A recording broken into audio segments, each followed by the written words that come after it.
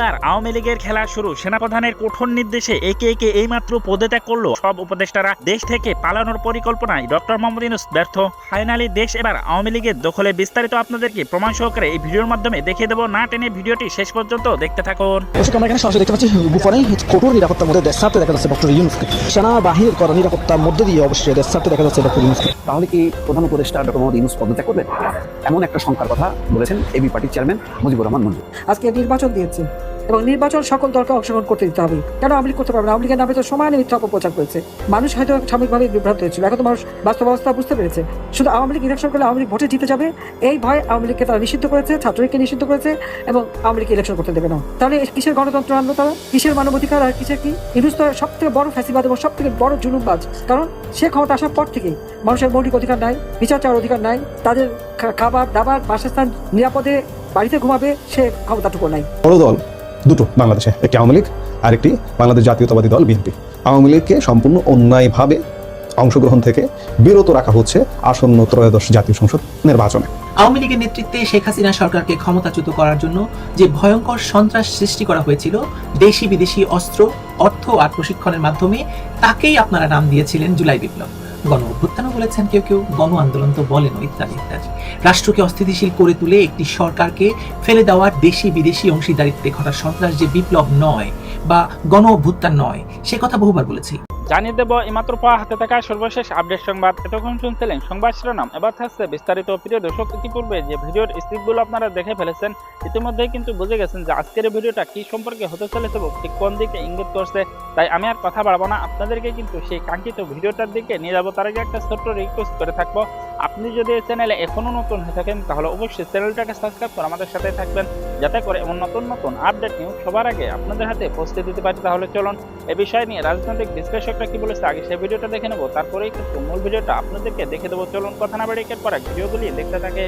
রাজনীতি শব্দটার সাথে কিন্তু নীতি আছে, বাট বাংলাদেশের রাজনীতির নামে যা কিছু হচ্ছে, আমাদের চোখের সামনে রাজনীতির নামে যা কিছু দেখছি, এখানে নীতি নৈতিকতা আদর্শের বিন্দু মাত্র অবশিষ্ট কিছু আছে? চলুন দর্শক শ্রোতা দেখার চেষ্টা করি। অবশেষে এনসিপি জামাতের সাথে জোটবদ্ধ হলো এবং আনুষ্ঠানিকভাবে তারা ঘোষণা দিয়েছে যে জামাতের সাথে নির্বাচনী জোটের আনুষ্ঠানিক ঘোষণা নাহিদ ইসলামের। অভ্যুত্থানের মধ্য দিয়ে গড়ে ওঠা এনসিপি দলটি যখন গড়ে উঠেছিল তখন নিঃসন্দেহে তাদের জনপ্রিয়তা অনেক তুঙ্গে ছিল, বাট এক বছরের মাথায় এসে তারা এখন অন্য দলের ছাতার নিচে মাথা গুজে ঠাঁই নিচ্ছে। কিন্তু কেন? নিজেদের দলে থেকে নির্বাচন করতে পারলো না কেন? নিজেদের নীতি নৈতিকতা আদর্শের উপরে স্ট্রং থাকতে পারলো না কেন? দলের নীতি নৈতিকতা আদর্শকে জলাঞ্জলি দিয়ে অন্য দলের কাঁধে ভর করতে হলো কেন? এই বিষয় নিয়ে আলোচনা করব। তার আগে চলুন এই ঘটনাকে কেন্দ্র করে এনসিপির দলের মধ্যে কি হচ্ছে সেটা সংক্ষেপে একটু দেখে আসি। আমরা একদিন আগেই দেখেছিলাম, এটি নিয়ে যখন আলোচনা হচ্ছিল তখন তাদের নারী নেত্রী তাসনিম জারা এবং তার স্বামী খালেদ সাইফুল্লাহ পদত্যাগ করেছিল। এরপরে একের পর এক দলে পদত্যাগের হিড়িক পড়েছে। যদি একটু দেখি, তাসনুভা জাবিন তিনি পদত্যাগ করেছেন। এরপরে যদি দেখার চেষ্টা করি, আরেক নারী নেত্রী মনিরা শারমিন তিনিও পদত্যাগ করেছেন। এরপরে আছে নুসরাত তাবাসসুম, তিনিও পদত্যাগ করেছেন, মানে এনসিপির সকল কার্যক্রম থেকে নিজেকে সরিয়ে নিয়েছেন। এরপরে যদি দেখি সামান্তা শারমিন, তিনিও নিজেকে দলের সকল কার্যক্রম থেকে সরিয়ে নিয়েছেন, বলছেন জামাতের সঙ্গে সমঝোতায় এনসিপিকে কঠিন মূল্য চুকাতে হবে। তো একের পর এক নারী নেত্রীরা যেভাবে পদত্যাগ করছে, দলের কার্যক্রম থেকে নিজেকে সরিয়ে নিয়েছে, তার মানে ওই কথাটা মনে পড়ছে যে হাসনাত আব্দুল্লাহ কিছুদিন আগে ভারতকে হুমকি দিয়েছিল না যে 7 সিস্টার্সকে আলাদা করে দিবে। তো বাস্তবে এসে দেখা যাচ্ছে তাদের দলের সিস্টাররাই এখন আলাদা হয়ে যাচ্ছে। এত কিছুর মধ্যেও একজনকে স্মরণ করতে হয়, তাকে স্যালুট জানাতে হয়। তিনি কে জানেন? তিনি হলেন, এই এনসিপির নেতা ডিরেক্ট বলা ঠিক হবে না, সেই আন্দোলনের সময়কার ছাত্র সমন্বয়কদের মধ্যে একজন মাহফুজ আলম। কারণ তিনি আন্দোলনের পরে সরকারের উপদেষ্টা হলেন, এরপরে বের হয়ে এসে এখন পর্যন্ত এনসিপিতে আনুষ্ঠানিকভাবে যুক্ত হননি। তিনি এখন পর্যন্ত তার নীতি নৈতিকতা আদর্শের সাথে খুব বেশি কম্প্রোমাইজ করেননি, বিসর্জন দেননি, তার নীতি নৈতিকতার উপরেই তিনি অনড় আছেন। তিনি বলেছেন জামাত এনসিপির প্রার্থী হওয়ার চেয়ে লং স্ট্যান্ডিং পজিশন ধরে রাখা গুরুত্বপূর্ণ। রাইট, আমরা দেখেছি যে এই এক বছরে তিনি সরকারের উপদেষ্টা হিসেবে থাকা অবস্থায়ও বিভিন্ন সময়ে বিভিন্ন ইস্যু নিয়ে তিনি তার নীতি নৈতিকতা আদর্শের জায়গা থেকে তার ভয়েস রাইজ করতো। তিনি তার ফেসবুকে লিখতো বা সাংবাদিকদের সামনে কথা বলতো। তো যদিও পরিস্থিতির কারণে, সরকারের চাপে বা অন্যান্য পরিস্থিতির সম্মুখীন হয়ে তিনি পোস্ট দিয়ে সেটা এডিট করতো বা ডিলিট করে ফেলতো, বাট তার জায়গা থেকে তিনি আওয়াজটা তো ঠিকই তুলতো। যতদূর সম্ভব তিনি তার নীতি নৈতিকতা আদর্শের উপরে স্ট্যান্ডিং থাকতো এবং এখন পর্যন্ত আছে। তিনি এমপি হওয়ার দৌড়কে খুব তুচ্ছ মনে করছে, নিজের লং স্ট্যান্ডিং পজিশন ধরে রাখাটাকেই মুখ্য মনে করছে। এবার চলুন জামাতের আমির সাহেবের একটা বক্তব্য একটু দেখে আসি। তিনি বলছে জামাতের আসন সমঝোতা জোটের চেয়েও শক্তিশালী। এখানে একটা বিষয় রয়েছে যে আসন সমঝোতা আর জোটের মধ্যে আসলে পার্থক্যটা কি। তেমন কোনোই পার্থক্য নেই, জাস্ট এটা হলো দায় মুক্তি। দায় মুক্তি নিতে চায় যে আমরা জোটবদ্ধ হচ্ছি না। পার্থক্যটাকে একটু বোঝার চেষ্টা করি যে আসন সমঝোতা আর জোট জিনিস দুটি আসলে কি।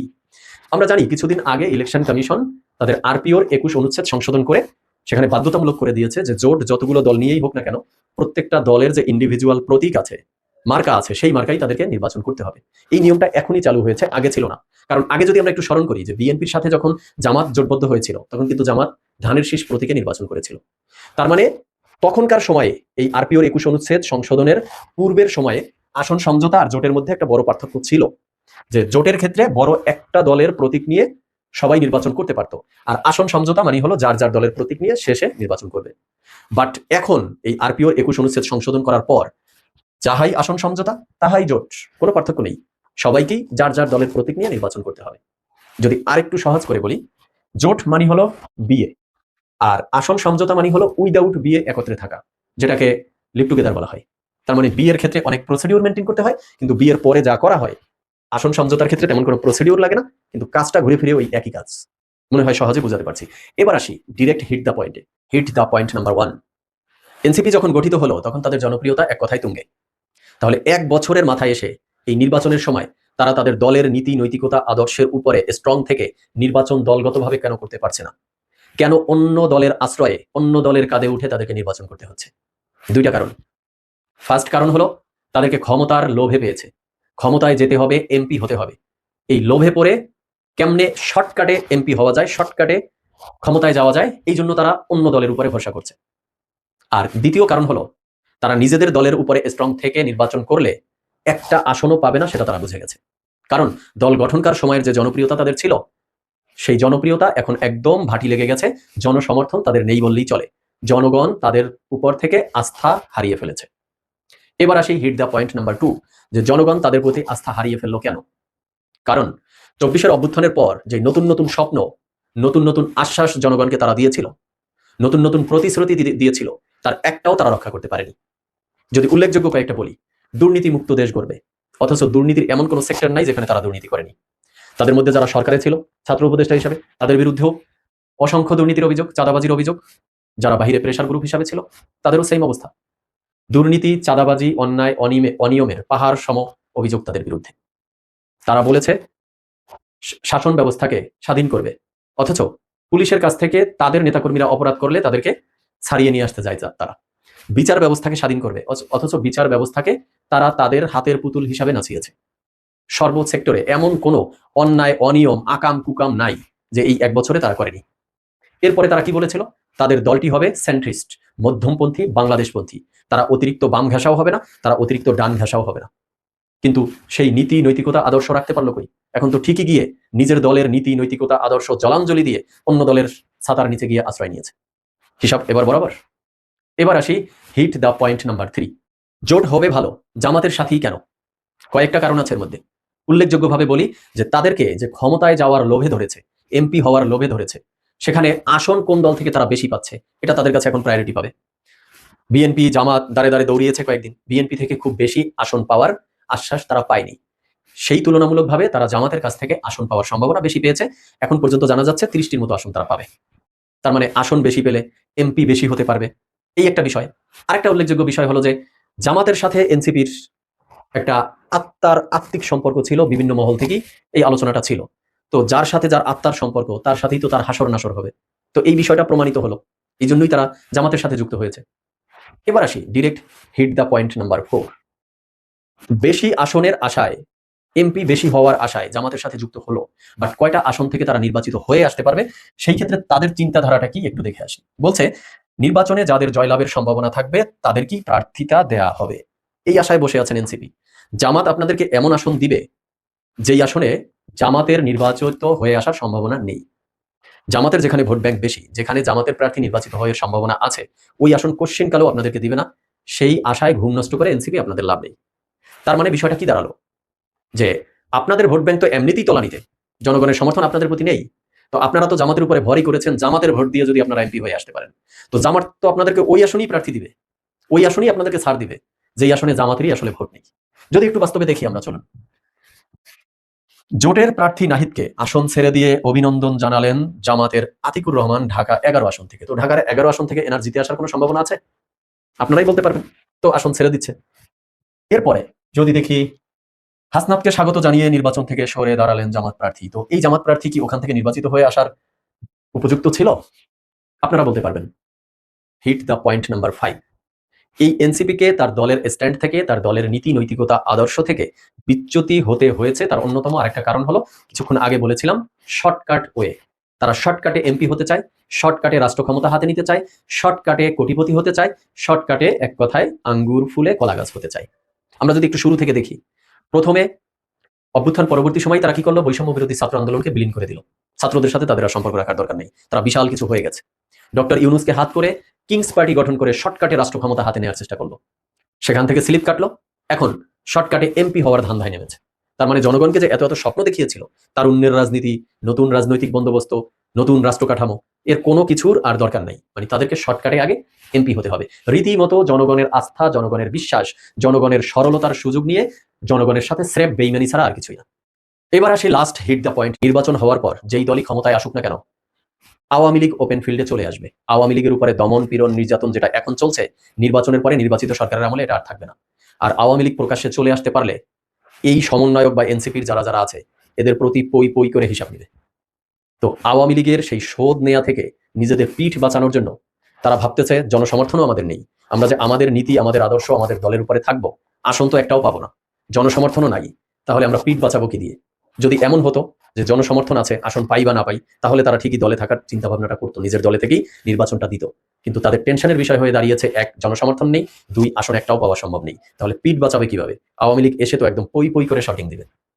আর এই জন্যই চাচ্ছে যে এখন নিজেদের পিঠ বাঁচানোর একমাত্র উপায় হলো কোনো একটা দলের ছায়ার নিচে মাথা গুজে ঠাই নেয়া।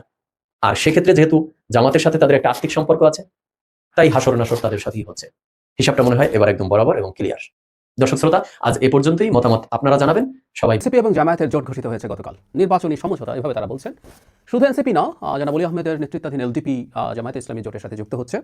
আমি এবি পার্টিকে দেখলাম না, আমার ধারণা ছিল এবি পার্টিও তাদের সাথে যাচ্ছে না। আমি নিশ্চিত নই এবি পার্টি তাদের আলোচনা এখনো শেষ করতে পারেনি, এমন কোনো পরিস্থিতি হয়েছে কিনা। যাই হোক, এনসিপির ভেতরে যা যা হচ্ছে তার ভবিষ্যৎ কী হতে পারে। এবং একটা ইন্টারেস্টিং তথ্য, গতকালই আমি একটা টকশোতে শুনে আসলাম যে সরকারের কেউ নাকি খুব চেয়েছিল, বা কেউ খুব চেয়েছিল এনসিপি জামাতের সাথে যাক। কী ঘটলো? আমরা দেখলাম জামাত ইসলামের পক্ষ থেকে একটা সংবাদ সম্মেলন করা হলো, সেখানে ঘোষণা দেওয়া হলো। এরপর এনসিপির পক্ষ থেকে জনাব নাহিদ ইসলাম, জনাব আক্তার, হাসনাত আবদুল্লাহ তারা একটা সংবাদ সম্মেলনে আসেন এবং আক্তার এবং নাহিদ কথা বলেন। আমি যে যুক্তি তারা দিয়েছেন এটাকে আসলে ভ্যালিড রিজন বলে মনে করি না। এগুলো প্রত্যেকটা আদতে নির্বাচনী সমঝোতা জিততে চাওয়া, সংসদে যেতে চাওয়া, এটাকে আমি খারাপভাবে দেখছি না। কিন্তু যেটা হয়, রাজনীতিবিদরা পেটের কথা মুখে সবসময় বলে ফেলেন না, তারা তাদের অন্য একটা ন্যারেটিভ সামনে আনেন। তো জনাব নাহিদ যে ন্যারেটিভ এনেছেন সেটা হচ্ছে এইরকম যে তিনি বলছেন তারা সারা দেশ থেকে লোকজনের কাছ থেকে নমিনেশন যারা নিতে চায় তাদেরকে আহ্বান জানিয়েছেন, তারা এসছেন। একটা পর্যায়ে তাদের 3টা দল, আমরা জানি এবি পার্টি, এনসিপি এবং রাষ্ট্র সংস্কার আন্দোলন, এই 3টা দল মিলে একটা গণতান্ত্রিক সংস্কার জোট নামে একটা জোট করেছিল, সংস্কারকে হাইলাইট করে।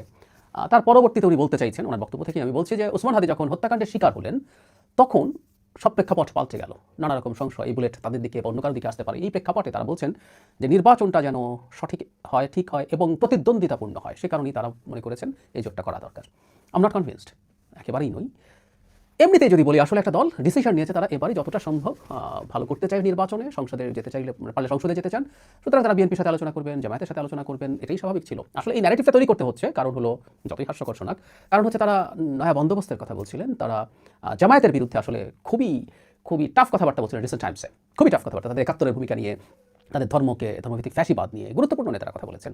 ইভেন জনাব নাহিদ ইসলাম বলছেন যে সংস্কারের ব্যাপারে বা জামায়াত ইসলামী হোক, এনসিপির যারা এটার পক্ষে আছেন, এই নির্বাচনী সমঝোতার পক্ষে আছেন, তারা বলার চেষ্টা করছেন আসলে সংস্কারের মতো ইস্যুতে তাদের খুবই ঐকমত্য রয়েছে। আমরা নিশ্চয়ই ভুলে যাইনি যেদিন জুলাই সনদ স্বাক্ষরিত হয়, যেখানে এনসিপি যায়নি, সেখানে জামায়াত ইসলামী যাওয়ার পর জনাব নাহিদ ইসলাম একটা স্টেটাস দিয়েছিলেন, যেখানে খুব কঠোরভাবে এই সংস্কারের সব কিছু ধ্বংস করার জন্য তিনি জামায়াতকে দায়ী করেছিলেন। জামায়াত এই লোয়ার হাউসে পিআরের মতো আলোচনাকে সামনে এনে সব কিছু শেষ করেছে সংস্কারকে। শুধু সংস্কারের ব্যাপারে জামাতের প্রতি কঠোর অভিযোগ এনসিপিরই ছিল, সেই জায়গা থেকে তারা এখন বলছেন এটা নাকি তাদের মিল আছে। যাই হোক, আমি জাস্ট কথাগুলো সামনে এনে রাখলাম। আমি বারবার বলছি যে ভাই, বলা হচ্ছে এতেও দোষের কিছু নাই, সারা পৃথিবীতে এই ধরনের চর্চা চিন্তা আমাদের এই অঞ্চলে তো আছেই। আমরা ঠিক একেবারে সঠিক ভেতরে যে কথা আছে, যে কারণ আছে, সেটা তো বলবো না। প্রধান কারণ, আবারও বলছি, এনসিপি চায় এই নির্বাচনেই জিতে সংসদে যেতে, সেটার জন্য তারা বিএনপির সাথে আলোচনা করেছিল, ফলপ্রসূ হয়নি, তারা এখন জামাতের সাথে গেছেন। কিন্তু জামাতের সাথে গেলেন, এটা নিয়ে খুব গুরুত্বপূর্ণ দুটো তথ্য একটু দিতে চাই। আর এটাও কথা বলবো যে এনসিপিকে ভেঙে নতুন কোনো দল হতে পারে কিনা সেটা। আচ্ছা, জামাতের সাথে যাওয়া নিয়ে যদি বলি, সেটার খুব ইন্টারেস্টিং একটা অভিযোগ বলবো, আমি আঙ্গুল তুলেছেন ডক্টর তাসনিমা জাবিন, খুব দীর্ঘ একটা স্টেটাস দিয়েছেন, আমি আপনাদেরকে অনুরোধ করবো পুরো স্টেটাসটা একটু পড়ে ফেলবেন। অনেক কথা লিখেছেন খুব চমৎকারভাবে, কিন্তু এর মধ্যে একটা জিনিস খুব ক্লিয়ারলি তিনি বলতে চাইছেন, এটা একেবারে একটা পরিকল্পিত ঘটনা। মানে এই যে যাবতীয় যা যা ঘটলো এতদিন ধরে এনসিপি তৈরি হওয়া, এনসিপি এরপর যা করলো যা করে এসে শেষ পর্যন্ত যেভাবে তারা জামাতের সাথে জুটে গেল, এটাকে তিনি পরিকল্পিত দাবি করছেন। অনেক কথাবার্তা আছে, অনেক অভিযোগ আছে। উনি এই দলটার সাথে শুরু থেকেই ছিলেন, সুতরাং বেশ কিছু অভিযোগ করেছেন। এগুলো আমরা আমাদের মতো করে বোঝার জন্য এটা পড়ে রাখা ভালো, কিন্তু এটা পরিকল্পনার কথা হচ্ছে। এই পরিকল্পনার অংশেই মনে হলো গতকাল একটা টক শোতে ইত্তেফাকের এক্সিকিউটিভ এডিটর জনাব সালেউদ্দিন টক শোতে অন রেকর্ড একটা কথা বলেছেন, সেই জন্য সেটা আমি ব্যবহারই করতে পারি। তিনি বলছেন কথাটা ঠিক এইরকম, তিনি সাথে সরকারের একজন গুরুত্বপূর্ণ ব্যক্তির প্রেজেন্সে জনাব নাহিদ ইসলাম বলছেন সরকারের একজন উপদেষ্টা তাকে বারবার চাপ দিচ্ছেন তারা যেন দ্রুত জামাতের সাথে জোট করেন।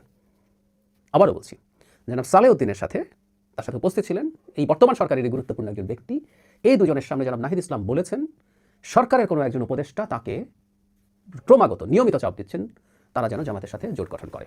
তার মানে এই সরকারের লোকজন এই ধরনের কাজ করে বেড়াচ্ছেন কোন উপদেষ্টা, এই ব্যাপারটা নিয়ে আসলে আমাদের কৌতূহল আছে এবং সরকারে বসে রাজনীতি চলছে। ছাত্র উপদেষ্টারা সরকারে বসে রাজনীতি করতেন আমরা জানি, কিন্তু এখন তো ছাত্র উপদেষ্টারা নেই, এখন অন্য কোনো উপদেষ্টা রাজনীতি করছেন, সেটা আমাদের একটু মাথায় রাখা দরকার আছে। যে কথাটা বলছিলাম, এনসিপি ভেঙে যেতে পারে কিনা, খুবই সম্ভাবনা আছে। আমরা গতকালই দেখেছি 30 জনের স্টেটমেন্ট, আর অন্যান্য সদস্যরা এনসিপির বিরুদ্ধে কথা বলছেন, সিদ্ধান্তের বিরুদ্ধে কথা বলছেন। গতকালই আমার সাথে একটা টকশোতে এনসিপির একজন নেত্রী সিদ্ধান্তগুলো উনি পদত্যাগ করেননি, কিন্তু উনি সিদ্ধান্তগুলো পছন্দ করছেন না, তিনিও নির্বাচনের জন্য চেষ্টা করছেন। এখন নির্বাচনের মূল সংকটের জায়গা যেটা তাসলিমা জামিনের স্টেটাস ছিল যে তাদের যখন এক্সিকিউটিভ কমিটির মিটিং হয় তখন এই কথা ছিল না যে আসনগুলো তারা পাবেন তার বাইরের সিটগুলোতেও প্রার্থী থাকতে পারবে না। ব্যাপারটা এরকম যে তারা সব জায়গায় প্রার্থী দেবেন এরকম আলাপ হয়েছিল।